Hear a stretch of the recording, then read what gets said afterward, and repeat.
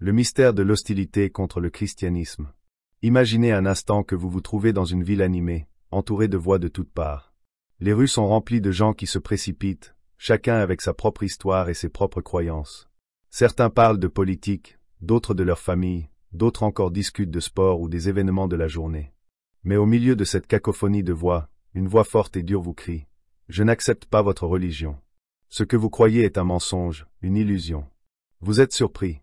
Il regarde autour de lui, mais personne ne semble remarquer l'intensité de cette hostilité. Soudain, vous vous retrouvez complètement seul, la cible de vives critiques. Les mots lui restent à l'esprit. Votre foi est ridicule. Pourquoi croyez-vous cela? Maintenant, arrêtez-vous et demandez-vous, avez-vous déjà ressenti cela? Vous êtes-vous déjà retrouvé dans une situation où, simplement parce que vous professez votre foi, vous avez été la cible du ridicule ou de l'hostilité? À un moment donné, est-ce que quelqu'un vous a déjà regardé et, avec un air de dédain, a remis en question vos croyances, votre spiritualité? Si vous êtes honnête, probablement oui. Car, de nos jours, cette hostilité envers le christianisme n'est pas rare. Elle se développe, non seulement dans les endroits où le christianisme est minoritaire, mais aussi dans les sociétés où la religion occupe une place centrale dans l'histoire et la culture. Mais la question que nous devons explorer est la suivante. Pourquoi le christianisme a-t-il été autant attaqué au fil des siècles? Pourquoi une religion basée sur l'amour, le pardon et la compassion est-elle si souvent la cible de haine et de violence? Il n'est pas facile de répondre à cette question, mais la réponse peut être trouvée dans une histoire bien plus profonde et plus ancienne que n'importe quel débat politique ou social moderne. Cette résistance à la foi chrétienne n'est pas seulement une question de différences idéologiques ou culturelles. Cela fait partie d'une bataille spirituelle qui a commencé bien avant toute discussion sur la liberté religieuse ou les droits civils. Il s'agit d'une bataille qui remonte à la nuit des temps et qui, aujourd'hui encore, continue de façonner le monde dans lequel nous vivons. Cette hostilité envers les chrétiens est-elle simplement une réaction à des croyances différentes, ou y a-t-il quelque chose de plus profond et d'invisible derrière tout cela? C'est la question fondamentale à laquelle nous tenterons de répondre, et la réponse ne se trouve pas dans les paroles des sociologues ou des philosophes, mais dans les saintes écritures. La Bible et l'hostilité envers le christianisme, une bataille spirituelle. Pour comprendre la résistance contre le christianisme, nous devons commencer à regarder ce que la Bible elle-même en dit. Dans Jean 15, 18, Jésus nous fait une déclaration puissante. « Si le monde vous hait, sachez qu'il m'a haï avant vous. » Par ces paroles, Jésus avertissait ses disciples non seulement des défis et des persécutions à venir, mais aussi des raisons pour lesquelles le monde les détesterait. Parce que, tout comme il a été rejeté et persécuté, ceux qui suivraient ses traces seraient également la cible de l'hostilité. En d'autres termes, ce que Jésus disait, c'est que cette opposition n'est pas seulement une question de différences humaines ou culturelles, mais la réaction d'un monde qui s'oppose à tout ce qu'il défend. Tout au long de l'histoire, les chrétiens ont été confrontés à l'hostilité pour diverses raisons, mais derrière tout cela se cache une vérité spirituelle que nous ignorons souvent. Cette hostilité est en réalité la manifestation d'une bataille spirituelle bien plus vaste.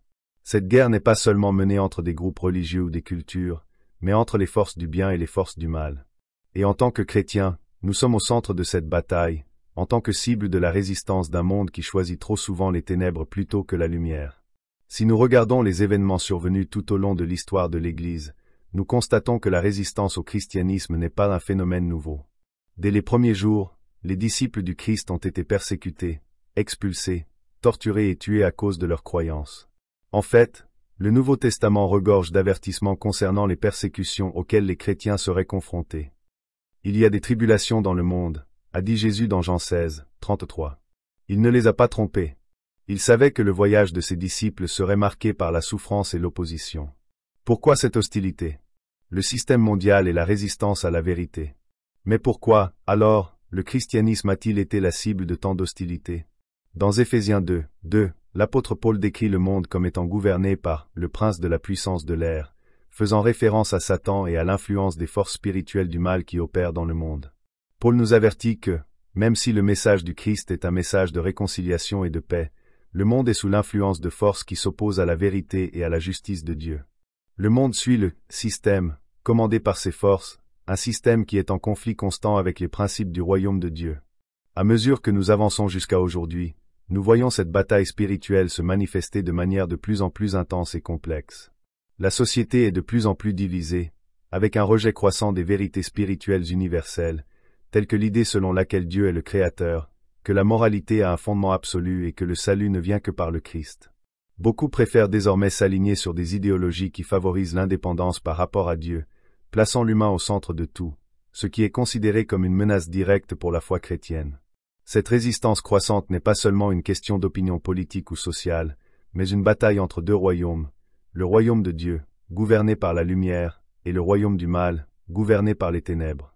Les Écritures indiquent clairement que le mal est en guerre contre Dieu, et que quiconque se range de son côté est automatiquement impliqué dans cette bataille. Par conséquent, lorsque nous assistons à des attaques contre le christianisme, nous assistons en réalité à une manifestation du mal, qui cherche à éradiquer la vérité et la lumière du Christ. Le rôle de l'Église dans le monde moderne. La résistance à laquelle nous sommes confrontés n'est pas seulement un phénomène du passé. Aujourd'hui, dans de nombreux pays, le christianisme est combattu avec une intensité renouvelée. Si nous regardons les chiffres, nous constatons que plus de 340 millions de chrétiens dans le monde sont persécutés à cause de leur foi. Selon le rapport de l'organisation Open Doors, les persécutions religieuses sont en augmentation, les chrétiens étant la cible de discrimination, de violences physiques, voire de meurtres dans différentes régions du monde. Cela nous amène à une autre question. Comment les chrétiens devraient-ils réagir à cette hostilité? La Bible nous enseigne que nous devons résister, non par la violence, mais avec une foi ferme, en gardant notre lumière allumée dans un monde sombre. Dans Matthieu 5, 14, Jésus dit que ses disciples sont la lumière du monde, et que nous ne devons pas cacher notre lumière, mais la laisser briller devant les hommes, afin qu'ils voient nos bonnes œuvres et glorifient Dieu. Cela signifie qu'au milieu de l'hostilité, notre mission est de continuer à vivre la vérité du Christ avec amour et courage, sans permettre à la peur de nous garder silencieux. L'importance de l'histoire pour comprendre la persécution. Même si l'hostilité envers les chrétiens est une réalité, cela ne signifie pas que nous devons être défaitistes ou découragés. Nous devons plutôt regarder l'histoire de l'Église et voir comment elle a toujours surmonté ses adversités. Lorsque les chrétiens ont été confrontés à de graves persécutions au cours des premiers siècles, leur foi n'a pas été affaiblie mais renforcée. Ils n'étaient pas seuls. Dieu a toujours été avec son peuple et il continue de l'être. La Bible nous assure que même si la lutte est difficile, le vainqueur sera Christ, et que ceux qui resteront fermes dans sa foi seront également victorieux. La bataille éternelle entre le bien et le mal. L'hostilité envers le christianisme n'est en réalité que la pointe de l'iceberg d'une bataille spirituelle bien plus vaste. Ce que nous voyons dans le monde qui nous entoure, la discrimination, la violence et le rejet sont les manifestations d'une lutte spirituelle qui a commencé dans les temps anciens et qui se poursuit aujourd'hui. En tant que chrétiens, nous sommes impliqués dans cette bataille, mais nous avons une espérance inébranlable. Nous savons qu'à la fin, c'est le Christ qui gagne. Ainsi, même si l'hostilité envers le christianisme peut être déconcertante et douloureuse, elle devrait aussi nous rappeler la grandeur de la mission que nous avons. En tant que disciples du Christ, nous avons le privilège d'être lumière dans un monde de ténèbres, et notre persévérance dans la foi sera récompensée. Comme Jésus l'a dit, « Bienheureux ceux qui sont persécutés à cause de la justice, car le royaume des cieux est à eux. » Maintenant que nous comprenons un peu les racines de cette hostilité, explorons comment elle se reflète dans notre vie quotidienne et comment nous pouvons nous préparer à affronter cette résistance avec courage et confiance. Hostilité contre le christianisme, une bataille spirituelle et culturelle. Le christianisme, depuis ses débuts, a été la cible de persécutions. Mais pourquoi cette hostilité existe-t-elle? Qu'est-ce qui fait qu'une religion de paix, d'amour et de pardon soit si rejetée et attaquée, non seulement à différentes périodes de l'histoire, mais aussi aujourd'hui? Explorons cela plus en profondeur. La Bible dit clairement que les chrétiens seraient persécutés. Jésus, en annonçant ce à quoi ses disciples seraient confrontés, a déclaré « Si le monde vous hait, sachez qu'il m'a haï avant vous. » Jean 15, 18. La réponse de Jésus à la persécution n'était pas simplement une simple prédiction de temps difficiles, c'était un profond avertissement sur ce qui arriverait à ceux qui s'alignaient sur lui et sur son royaume. Mais cette hostilité n'est pas nouvelle.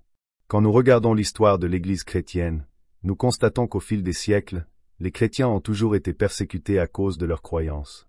Et, comme nous le verrons, cette opposition n'est pas seulement politique, sociale ou idéologique, c'est, par essence, une bataille spirituelle, une confrontation entre le bien et le mal, entre les forces de Dieu et les forces qui s'opposent à lui. La persécution des premiers chrétiens. Pour comprendre la résistance contre les chrétiens, il est nécessaire de se pencher sur les premiers jours de l'Église, peu après la mort et la résurrection de Jésus-Christ. La Bible nous parle des difficultés rencontrées par les apôtres et les premiers disciples du Christ. Les Actes des apôtres décrivent une période de persécution intense, au cours de laquelle les chrétiens ont été arrêtés, torturés et tués à cause de leur foi. L'apôtre Paul, par exemple, avant sa conversion, était un farouche persécuteur des chrétiens, les persécutant même pour les tuer. Ce n'est qu'après son expérience sur la route de Damas qu'il devint un fervent défenseur du christianisme, subissant également la persécution, l'emprisonnement et finalement la mort pour sa foi. Durant l'Empire romain, les chrétiens étaient systématiquement persécutés, en particulier au cours des premiers siècles, lorsque le christianisme était considéré comme une menace pour le pouvoir romain. L'empereur Néron, au 1er siècle, fut responsable de l'une des persécutions les plus brutales contre les chrétiens. En 64 après J.C., après le grand incendie de Rome, Néron accusa les chrétiens et commença une campagne de torture et de mort. Ils étaient brûlés vifs, donnés à manger aux animaux sauvages dans les arènes publiques et étaient souvent utilisés comme torchées humaines pour éclairer les banquets de Néron. Cette hostilité n'était pas seulement physique. Il y avait aussi un rejet culturel et idéologique. Les chrétiens étaient considérés comme subversifs et dangereux, car ils ne s'inclinaient pas devant les dieux romains et remettaient en question la moralité dominante de l'époque. La persécution du christianisme au Moyen Âge. Au fil du temps, la persécution des chrétiens n'a pas disparu. Bien que le christianisme se soit répandu dans une grande partie de l'Empire romain, les siècles suivants furent marqués par des périodes de grande turbulence. Au Moyen Âge, par exemple, l'Église catholique romaine est devenue une puissante institution politique et religieuse en Europe. Cependant, cela a également entraîné une intolérance religieuse envers ceux qui ne suivaient pas la doctrine catholique. L'Inquisition, l'une des périodes les plus sombres de l'histoire de l'Église, a été responsable de milliers de morts, de tortures et de persécutions d'individus accusés d'hérésie. Entre le XIIIe et le XVIIe siècle, l'Église catholique, dans ses tentatives de purifier la foi chrétienne, a persécuté sans relâche ceux qui étaient en désaccord avec les doctrines officielles, notamment les Juifs, les musulmans et les protestants. L'une des figures les plus emblématiques de cette époque était Jean Hus, un théologien tchèque qui fut brûlé vif en 1415 pour avoir contesté l'autorité de l'Église catholique. Bien que la persécution ait été combattue d'une manière différente à l'époque médiévale, l'idée centrale selon laquelle la foi chrétienne était attaquée, contestée et, parfois, éradiquée, persistait. Et encore une fois, cette résistance n'était pas seulement physique ou sociale, elle était profondément enracinée dans une lutte spirituelle pour la vérité. Persécution contemporaine, le défi actuel. Aujourd'hui, le christianisme continue de se heurter à des résistances. Bien que la plupart des persécutions en Occident ne se manifestent pas de la même manière brutale que par le passé, dans de nombreuses régions du monde, les chrétiens sont toujours confrontés à une intense hostilité. Selon le rapport Portes ouvertes 2020, plus de 340 millions de chrétiens dans le monde sont confrontés à des persécutions sous diverses formes, notamment la discrimination, la violence et même le meurtre. La Chine, par exemple, est l'un des pays où la répression religieuse est la plus forte ces dernières années. Le gouvernement chinois a imposé de sévères restrictions à la liberté religieuse, en particulier au christianisme, et de nombreux chrétiens qui se rassemblent dans des églises non enregistrées risquent d'être arrêtés et torturés. La même chose se produit dans d'autres pays à majorité musulmane, comme l'Arabie saoudite et le Pakistan, où les chrétiens sont souvent la cible d'attaques violentes et de discrimination. Dans certaines régions d'Afrique, comme le Soudan et la Somalie, les chrétiens sont persécutés par des groupes extrémistes et leurs églises sont détruites. Au Moyen-Orient, où le christianisme est profondément enraciné, de nombreux chrétiens sont contraints de fuir leur foyer en raison de la montée de l'extrémisme et de la violence. Pourquoi l'hostilité envers le christianisme persiste-t-elle? La raison réside, en grande partie, dans une lutte spirituelle bien plus grande que ce que les êtres humains peuvent imaginer, mais qui se reflète dans notre vie quotidienne. Comme la Bible nous l'enseigne, le christianisme n'est pas seulement une religion, mais une confrontation avec les forces du mal.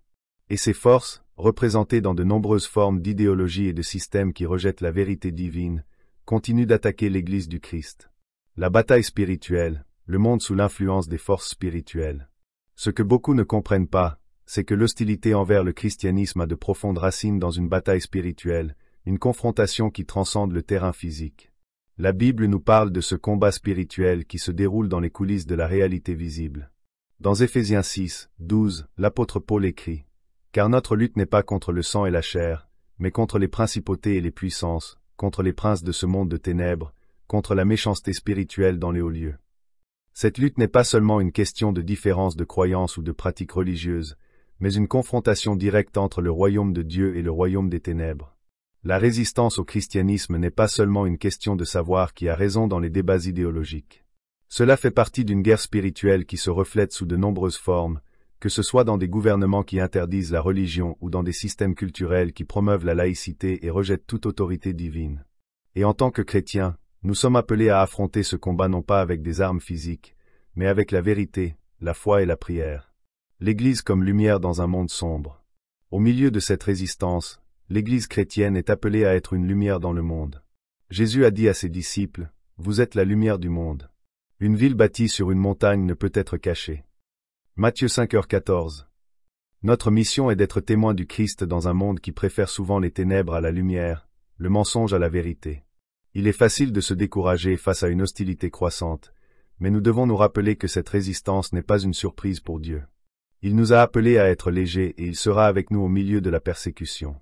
Et comme l'apôtre Paul l'a dit dans Romains 8, 37, dans toutes ces choses, nous sommes plus que vainqueurs grâce à celui qui nous a aimés. Par conséquent, même si nous sommes confrontés à l'hostilité dans le présent, nous savons que notre foi n'est pas vaine. Les Écritures nous assurent qu'à la fin, Dieu l'emportera et que ceux qui persévéreront jusqu'au bout seront récompensés. La résistance dans le cadre d'une histoire plus vaste. L'hostilité envers le christianisme est une réalité qui remonte au début de l'Église et qui perdure aujourd'hui. Que ce soit dans la Rome antique, au Moyen Âge ou dans le monde contemporain, les chrétiens ont été confrontés à la persécution, à la discrimination et à la violence à cause de leur foi. Mais comme nous l'avons vu, cette résistance n'est pas seulement un phénomène humain ou politique, elle fait partie d'une bataille spirituelle qui continue de se dérouler dans les coulisses de l'histoire. Et même si l'opposition aux chrétiens peut sembler intimidante, la vérité est qu'en tant que disciples du Christ, nous avons une espérance plus grande que toute résistance à laquelle nous pourrions être confrontés. Nous savons qu'en fin de compte, la victoire nous appartiendra. Comme Jésus l'a dit, « Vous aurez des tribulations dans le monde, mais prenez courage, j'ai vaincu le monde. » Jean 16, 33. Cela nous rappelle que même dans les moments d'adversité, notre foi est plus forte que toute hostilité que le monde peut offrir. Et tandis que nous poursuivons notre chemin de foi, nous sommes appelés à être la lumière du monde, à apporter la vérité et l'espérance du Christ aux quatre coins de la terre. La bataille spirituelle, la confrontation entre le bien et le mal.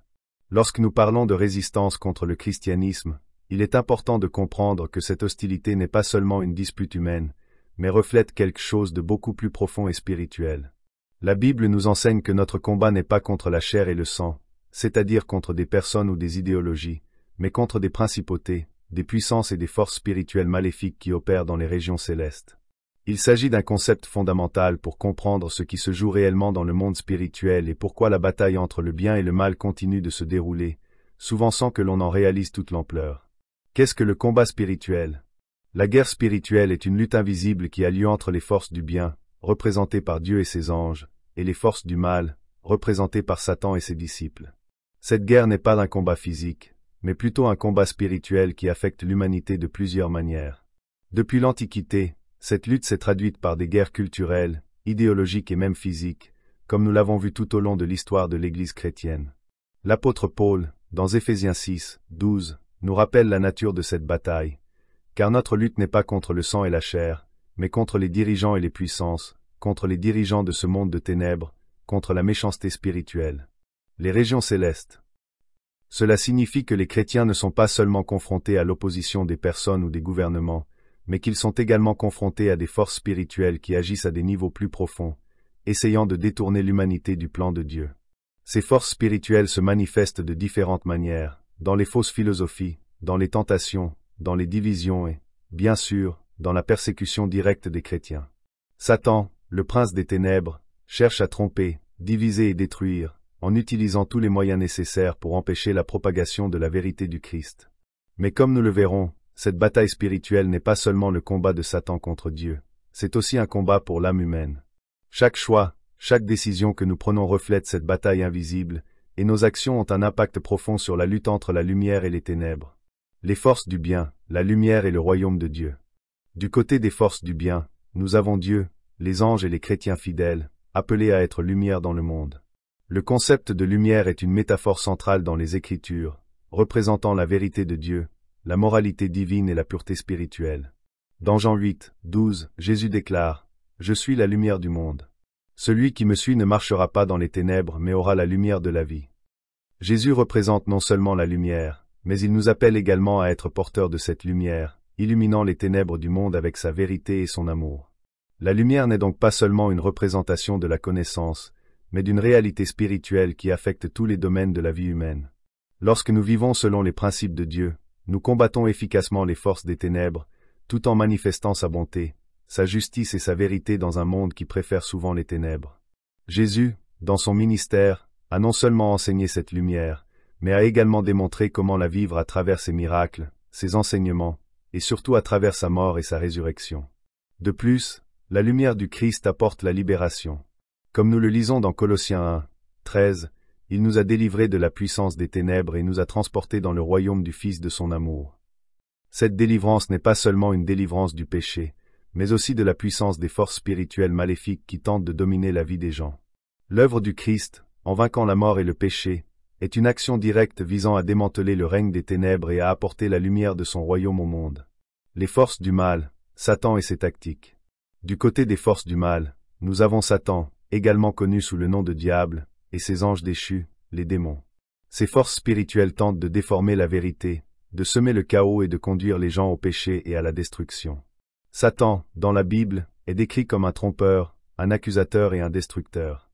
Dans 1 Pierre 5, 8, il est appelé un lion rugissant, cherchant qui dévorer. Il ne cherche pas seulement à détruire les gens physiquement, mais son objectif principal est de les détruire spirituellement, en les détournant de la vérité et de l'amour de Dieu. L'une des tactiques les plus efficaces de Satan consiste à mentir. Dans Jean 8, 44, Jésus décrit Satan comme « le père du mensonge », parce qu'il est passé maître dans l'art de tromper. Le diable essaie de déformer la vérité de Dieu et de présenter des alternatives attrayantes, mais qui, en substance, conduisent à la destruction. Beaucoup d'idéologies et de philosophies que nous voyons autour de nous aujourd'hui, qui nient l'existence de Dieu, qui promeuvent une autonomie humaine illimitée, qui rejettent les valeurs chrétiennes, sont en réalité des mensonges de l'ennemi qui tentent de détourner les gens du chemin de la salut. De plus, Satan tente de semer la division parmi les chrétiens, créant des disputes, des rivalités et de la méfiance. L'unité de l'Église est l'une des plus grandes menaces pour les forces du mal, car l'Église unie est un témoignage visible du royaume de Dieu ici sur terre. Lorsque les chrétiens se divisent, lorsqu'ils sombrent dans des conflits internes, ils deviennent plus vulnérables aux attaques spirituelles. La Bible nous enseigne d'être vigilants et de résister au diable et il fuira loin de vous.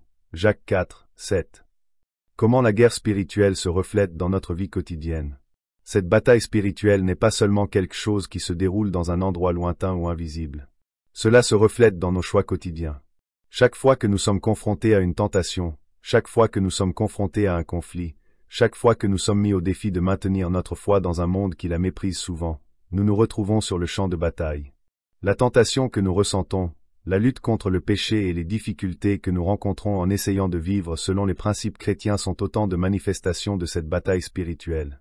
La prière, comme le dit l'Écriture, est l'une des principales armes dont nous disposons dans cette guerre. Dans Éphésiens 6, 18, Paul nous exhorte à prier en tout temps par l'Esprit, avec toutes sortes de prières et de supplications. La prière est notre communication directe avec Dieu, notre façon de demander son aide, sa force et sa protection contre les forces spirituelles qui tentent de nous abattre. Lorsque nous prions, nous nous alignons sur la puissance de Dieu et nous nous protégeons contre les mauvaises influences. De plus, la lecture de la Bible et l'étude des Écritures sont essentielles à notre préparation au combat spirituel. Dans Éphésiens 6, Paul parle de « l'épée de l'Esprit », qui est la parole de Dieu, comme de l'arme que nous pouvons utiliser pour combattre les mensonges et les distorsions de l'ennemi. La parole de Dieu est véritablement notre lame tranchante, capable de percer les ténèbres et de faire jaillir la lumière. Le rôle de l'Église dans la lutte spirituelle. L'Église joue un rôle crucial dans le combat spirituel, étant non seulement un lieu de culte mais aussi une communauté unie, un corps qui se soutient et se renforce mutuellement dans la lutte contre les forces spirituelles. Dans Matthieu 18, 20, Jésus nous rappelle que, là où 2 ou 3 sont assemblés en mon nom, je suis au milieu d'eux. Cela signifie que la présence du Christ est puissante lorsque les chrétiens se réunissent pour prier, étudier la Bible et se soutenir mutuellement dans la foi. En outre, la mission de l'Église est d'élargir le royaume de Dieu, d'amener davantage de personnes à la lumière du Christ et de renforcer les membres de la communauté pour qu'ils affrontent le combat spirituel avec courage et espoir. Conclusion, gagner la bataille spirituelle. La bataille spirituelle est réelle et se déplace constamment autour de nous. Satan essaie toujours de détourner les chrétiens du chemin de la vérité, tandis que Dieu nous appelle continuellement à la lumière et à la vérité. En tant que chrétiens, nous sommes appelés à résister au mal, à revêtir l'armure de Dieu et à faire confiance à la puissance du Christ, qui a déjà vaincu le monde. Même si nous sommes confrontés à des défis et à des oppositions, la bonne nouvelle est qu'avec Dieu à nos côtés, nous sommes plus que des conquérants. Comme Paul l'écrit dans Romains 8, 37, « Dans toutes ces choses, nous sommes plus que vainqueurs grâce à celui qui nous a aimés. En Christ, la victoire nous est garantie et il nous donne la force de persévérer et de continuer à mener le bon combat de la foi. La victoire finale, l'espoir chrétien au milieu de la persécution. Malgré l'intensité du combat spirituel, la Bible nous assure que la victoire finale appartient au Christ. Bien que les chrétiens de ce monde soient confrontés à la persécution, à la tentation et aux épreuves, la promesse de Dieu selon laquelle il vaincra et que ceux qui resteront fidèles vaincront également est une vérité fondamentale de la foi chrétienne. À la fin de l'histoire humaine, comme le révèle le livre de l'Apocalypse, la lumière l'emportera sur les ténèbres. Dieu apportera sa justice et établira son royaume éternel. Apocalypse 21, 4 nous donne une vision claire de cette victoire. Il essuiera toute larme de leurs yeux. Il n'y aura plus de mort, ni de tristesse, ni de cris, ni de douleur, car l'ordre ancien est passé. Ce verset nous rappelle que même si la souffrance et l'hostilité sont des réalités dans cette vie, Dieu a déjà préparé un avenir où il n'y aura plus de souffrance. Cet espoir n'est pas une vaine promesse, mais une ferme certitude. Tout au long de l'histoire, Dieu a démontré sa fidélité à son peuple, et la croix du Christ est la plus grande preuve de sa victoire sur le mal. Lorsque Jésus est mort et ressuscité, il a vaincu la puissance du péché, de la mort et de Satan, garantissant le salut et la vie éternelle à tous ceux qui croient en lui. En attendant cet avenir glorieux, l'Église a la mission de vivre et de proclamer la vérité de l'Évangile, même face à l'adversité. Notre foi nous appelle à être lumière dans le monde, à résister aux forces des ténèbres et à maintenir l'espérance, sachant qu'en Christ nous sommes déjà plus que vainqueurs. Par conséquent, quelle que soit la force de la résistance à laquelle nous sommes confrontés, notre espoir est enraciné dans la promesse que le Christ reviendra, vaincra le mal une fois pour toutes et établira un royaume de paix et de justice. Jusqu'à ce jour, nous devons rester fermes dans la foi, confiant qu'à la fin, la victoire reviendra à Dieu. L'espoir est le défi de la foi chrétienne. Dans un monde où les ténèbres semblent s'étendre et où l'opposition au christianisme grandit chaque jour, il est facile de se sentir dépassé, voire découragé. Mais lorsque nous réfléchissons à tout ce dont nous avons discuté, une vérité ressort. Notre foi est plus forte que toute résistance à laquelle nous sommes confrontés. Le combat que nous menons n'est pas vain, et chaque défi auquel nous sommes confrontés nous rapproche de la victoire finale promise par le Christ. Le mal est peut-être puissant et l'adversité peut sembler insurmontable, mais la promesse que Dieu apportera la justice et établira son royaume éternel nous donne la force de continuer, jour après jour. Quand nous regardons la croix et la résurrection du Christ, nous voyons qu'il a déjà vaincu le mal. Peu importe ce que dit ou fait le monde, nous savons que la victoire du Christ est assurée. Mais la lutte n'est pas seulement extérieure. Cela se produit aussi en chacun de nous. La vraie victoire commence dans le cœur de chaque chrétien qui, au milieu de la persécution, de la tentation et de l'adversité, choisit de rester ferme dans la foi. C'est notre fidélité à Dieu, même dans les difficultés, qui fait de nous plus que des conquérants. Par conséquent, alors que nous sortons de ce moment de réflexion, rappelez-vous, ce qui se passe dans le monde qui nous entoure est le reflet d'une plus grande bataille spirituelle. Nous sommes appelés à être lumière dans un monde qui préfère souvent les ténèbres. Nous sommes appelés à résister, à persévérer et, surtout, à maintenir vivante l'espérance de la victoire finale en Christ. Cet espoir n'est pas seulement une consolation, mais un engagement. Un engagement à suivre le Christ, à faire confiance à sa parole et, à la fin, à voir le triomphe de sa justice. Alors que nous affrontons les défis de notre voyage, nous pouvons toujours nous rappeler qu'en Christ, nous sommes plus que des conquérants.